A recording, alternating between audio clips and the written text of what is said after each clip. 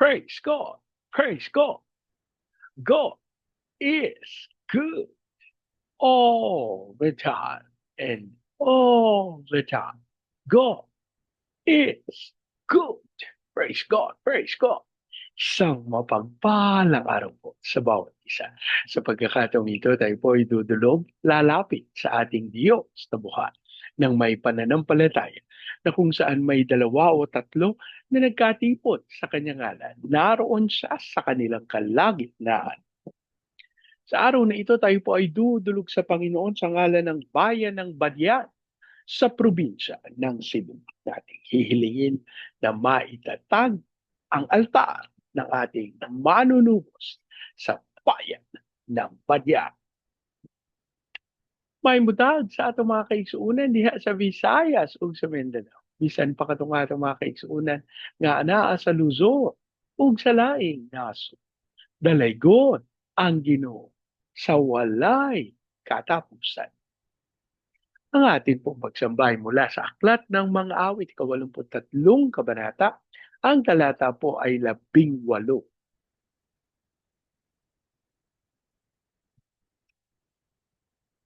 Sana ikaw, Yahweh, kanilang mabati ang tangit dakilang hari ng daigdig.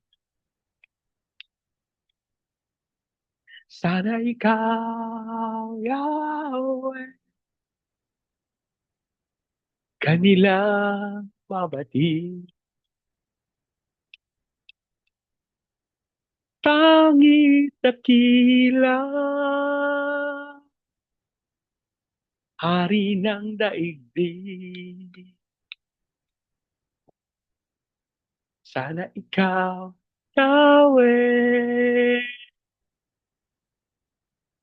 kanilang mabati. Tangit dakilang hari ng daigdig.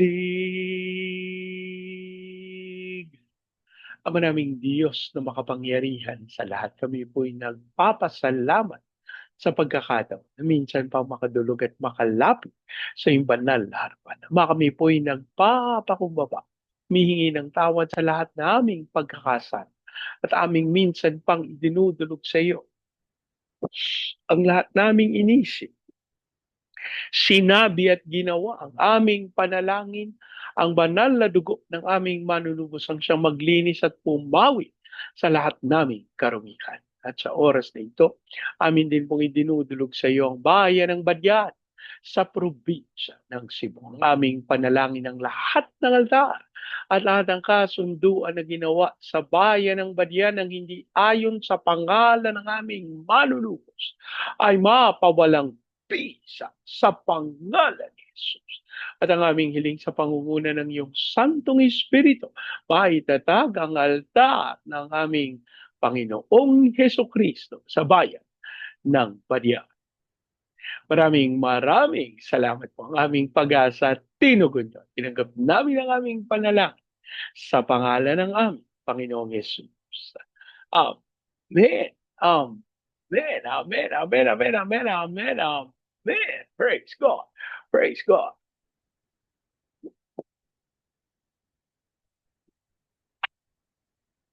Ang ating pong pagbubulay ay mula sa Aklat ng Genesis, ika-41 kabanata.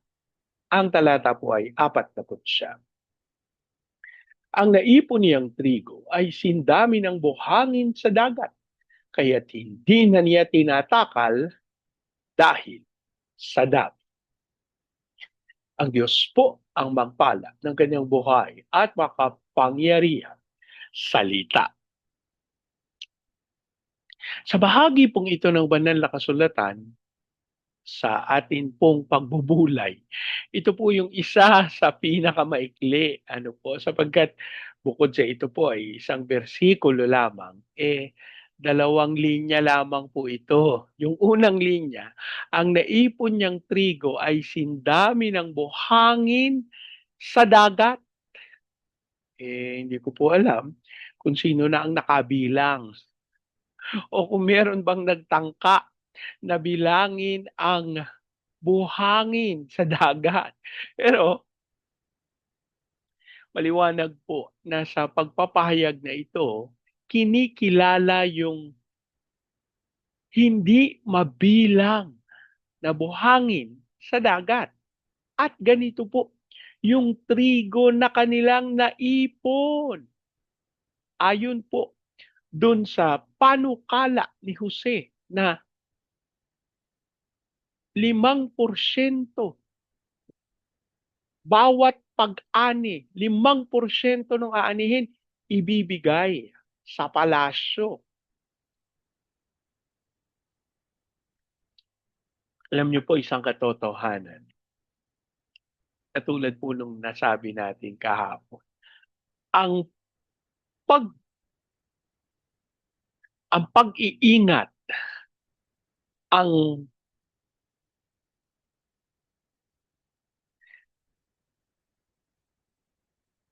ang pagtatabi, ang pag-iipon, ano po, yung kapag nag-iipon ng isang tao, ito po ay isang patunay, isang katotohanan na may sobra.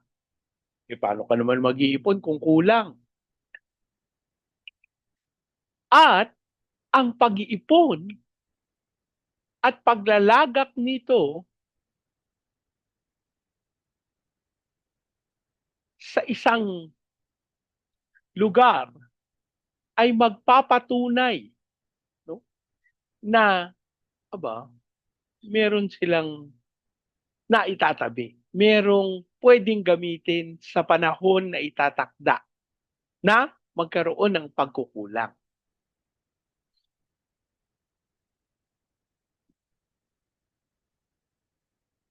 Alam niyo po yung karunungan na ipinagkaloob ng Panginoon kay Jose, isang napaka liwanag na pagsama. Yung pong pangunguna ng Panginoon sa atin, mga kapatid, hindi baliwala po iyan kung walang patotoo.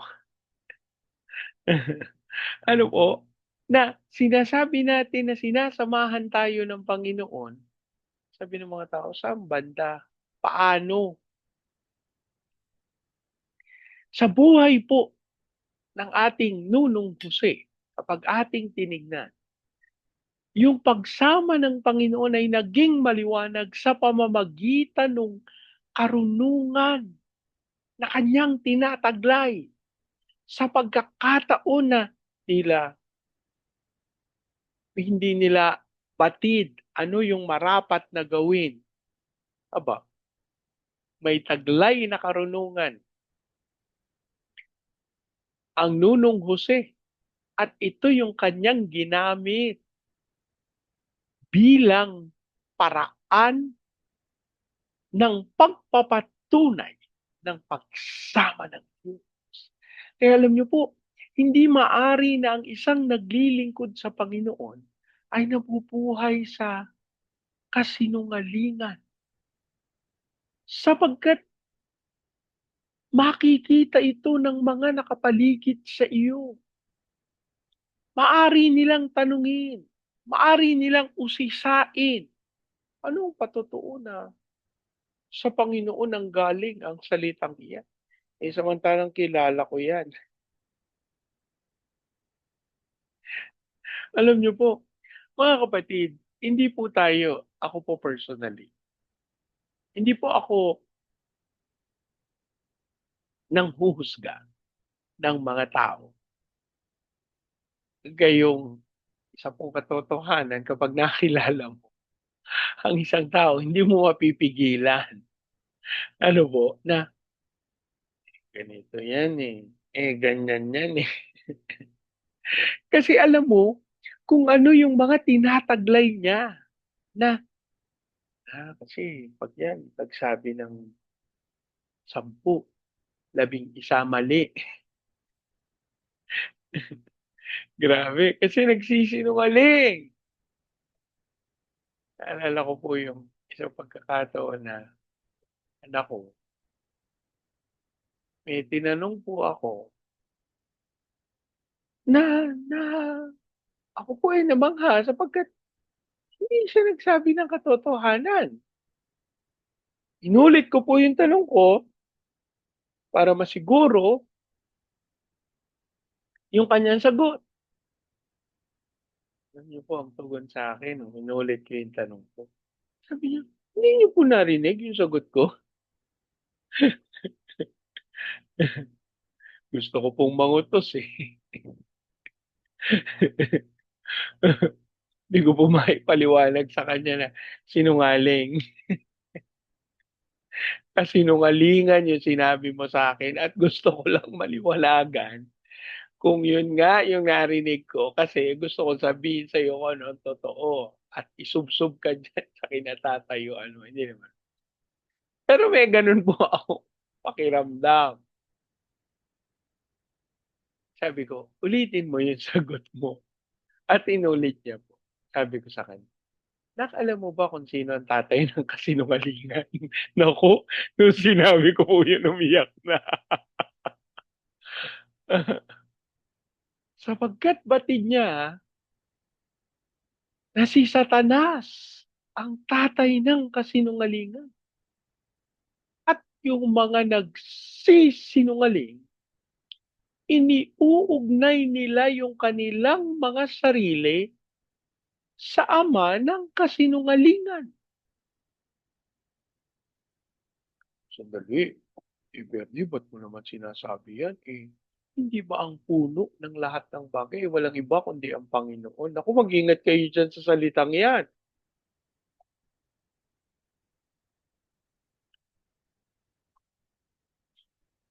Samantalang tayo'y naniniwala na ang Diyos ang pinagmula ng lahat ng bagay,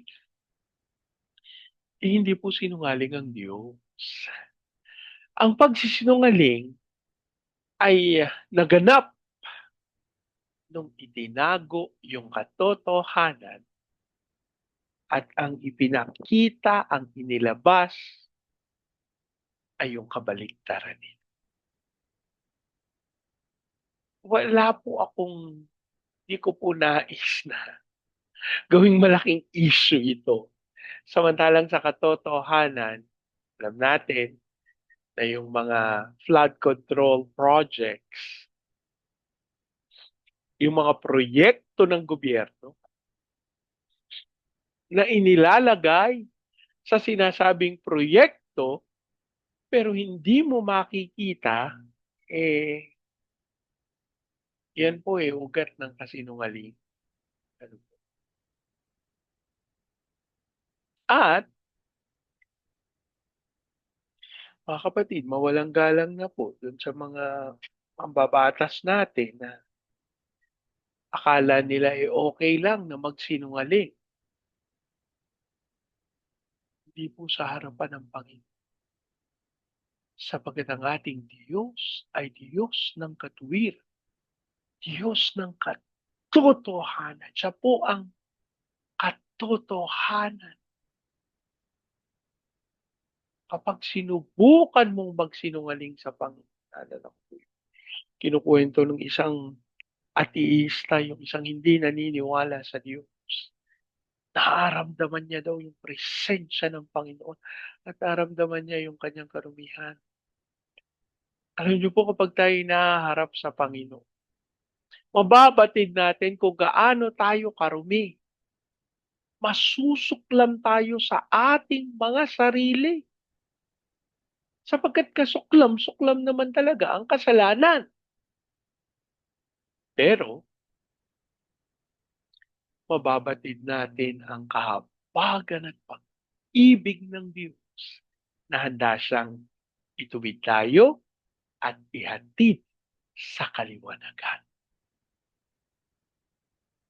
Yun pong sinabi dito ni Jose, okay, patungkol kay Jose, na naipon niya yung trigo ng Ehipto na sindami ng buhangin sa dagat.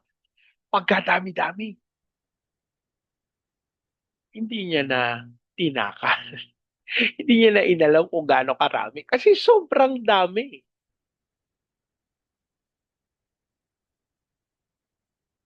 Alam niyo minsan sa sobrang dami, may mga pagkakataon na nababalewala na natin yung katotohanan kasi puwede naman sigurong kahit konti kasi sobrang dami na naman ng katotohanan.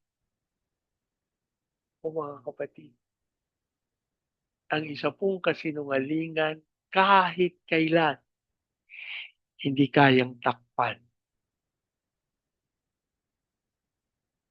ng sangkaterbang katotohanan. Ang kasinungalingan po inaamin. Ang kasinungalingan po inilalantad. Kasi mas itinatago natin yan. Mas nagkakaroon yan ng hold sa atin para magpatuloy tayo sa gawaing hindi tama at sa kadiliman. Kung ang Ama po natin, Ama ng kaliwanagan, pero tayo nabubuhay sa kadiliman, magkakaroon po tayo ng malaking problema. Sapagkat hindi natin malalaman sino ba yung tutukuyin ko, sino ba yung aangkinin ko. At gusto ko pong ipahayag ito para sa bawat isa sa atin, mga kapatid. Dapat nating maunawa higit sa lahat ang pagsama, ang pangunguna ng Panginoon ay hindi maaaring isang tabi ng kasinungalingan. At kung tayo'y magpapatuloy sa landas na hindi itinakda ng Diyos, sigurado ang katapusan nito hindi ang pagsama sa piling ng Diyos, kundi ang paglayo sa Kanya. Dalangin po tayo. Ama naming Diyos na makapangyarihan sa lahat, kami po'y nagpapasalamat sa inyong kaliwanagan. Ang landas ng katwiran na aming tinatahak, Panginoon, ay sa kadahilan ng ikaw po ang tumawag, pumili, at naghatid sa amin patungo sa inyong katotohanan at kaliwanagan. Kami po'y nagpapakumbaba. Lord, patawarin mo kami dun sa mga kasalanan na matagal naming itinago, na akala namin maaring hindi na lang pansinin.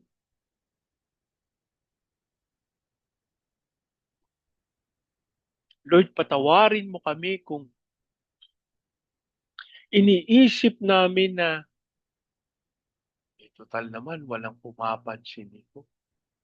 Mababaliwala na rin ito. Sa pangalan ni Jesus, inihiling namin ang iyong paghusga at pagkakaloob ng katapusan sa lahat ng pagkakasala na hindi namin inihatid sa iyong banal na harapan. At sa pangalan ni Jesus, dasal po namin ang iyong paglilinis. Hayaan mo, Amang Diyos, na mapawi ang lahat naming karumihan, ang lahat naming kasalanan, at kami ay lumakad sa iyong landas ng katwiran.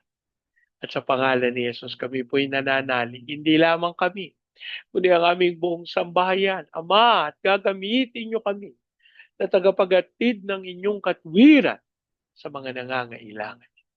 Paintulot niyo po, Panginoon, na aming maipahayag ang inyong kaliwanagan, lalong-lalo na dun sa mga tao na nabubuhay sa kadiliman.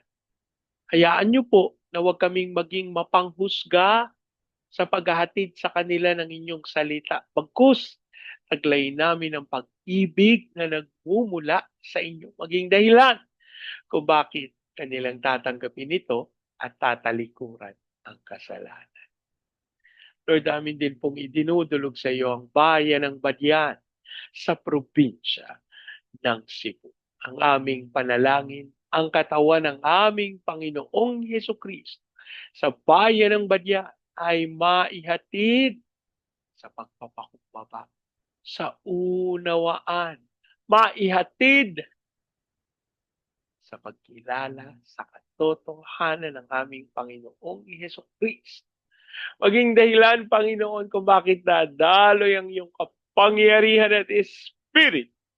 At sa pangalan ni Jesus, mapangyari ang iyong nais sa pangalan ni Jesus. Lord, namin din pong idinudulog sa iyo yung pagkakataon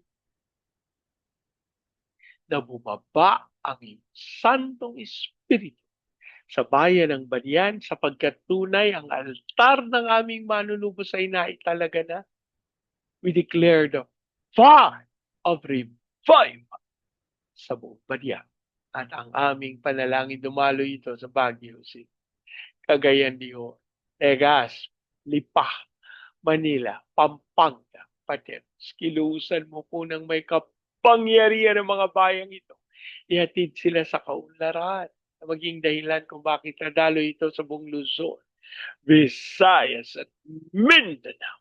Pahintulot mo, Panginoon, ang lalakaran namin ay ang landas ng katwiran at tunay na matupad ang iyong dakilang kalooban. As we also pray for your blessing sa aming mga misyonero sa iba't ibang panig ng daigdig. Kaya hindi ng aming mga OFWs na tinawag mo bilang overseas Filipino witness. Hayaan mo sa mga bansa na kanilang tinungo, dumaloy ang iyong spirit at kapangyarihan. As we also pray, Panginoon, sa aming President Marcos, Vice President Duterte, sa Senado, Kongreso, Judiciary, Military, Police, Local Government. We declare the fear of the Lord, paghari sa aming pamahalaan. At ang aming hiling tunay na kilalanin ka bilang Diyos at tagapagligtas. Hayaan mo po na sa pagkakataon na ang kaaway gumagawa ng paraan upang itago ang katotohanan at itaboy ang katwiran sa pangalan ni Jesus. Dasal namin na ang iyong Santong Espiritu ang manguna sa iyong mga itinalaga upang tunay maganap ang katwiran. Lord, namin din pong idinudulog sa iyo ang mga training agencies katulad po ng Main Lifeline, Asian Center for Missions, Elijah House Philippines, Church Renewal, Asia Pacific International Institute. Ikaw po magkaloob ng lahat ng pangangailangan upang tunay magtagumpay sa pagganap ng dakilang kalooban. As we also pray sa fulfillment ng iyong purposes among Diyos sa mga ministeryo na iyong itinalaga. Lord, ayan mo ding ipanalangin namin sa iyo ang Vietnam, Cambodia, Myanmar, Laos, Thailand, Malaysia, Singapore, Indonesia, Brunei. Lord, ikaw ang pumilos ng may kapangyarihan. Dasal namin ang apoy ng revival sa mga iglesia, sa mga manggagawa, sa mga misyonero. Lord, ikaw ang patuloy na makipag-ugnayan sa kanila at ihatid sila sa landas ng iyong katwiran. Habang amin din pong idinudulog sa iyo, Panginoon, ang Hong Kong, Macau, Taiwan, ilusan mo ng may kapangyarihan ng mga bayang ito at dumaloy ang kapangyarihan mo maging sa Japan, China, South Korea, North Korea, Brazil, Russia, at America. We declare the fire of revival, which will later on be the thing to multiply all the earth. Lord, dasal din namin ang kapayapaan mo sa bansang Israel, katulad ng iyong ipinangako. Maraming salamat po. Aming pag-asa, tinugon nyo at tinanggap namin ang aming panalangin sa pangalan ng aming Panginoong Jesus. Amen. Amen. Amen. Amen. Amen. Amen. Amen. Praise God. Praise God. Sa pagkakataong ito, yan yung pong salitain ko ang basbas ng Panginoon sa inyo at sa inyong sabay. I declare the everlasting love of the Father. I declare the unending blessings of the Son. I declare the sweet, sweet, sweet fellowship of the Holy Spirit now and forever. I declare this no house and lot with party with a no tree and nourishing Jesus. Many, many, many, many, many, many, many. Praise God. Praise God. Hanggang sa susunod, sama-sama nating ideklara, Pilipinas, God bless you big time. And so we declare to God be all the glory in Jesus' name. Amen. Amen. Amen. Amen. Amen. Amen. Amen. Praise God. Praise God.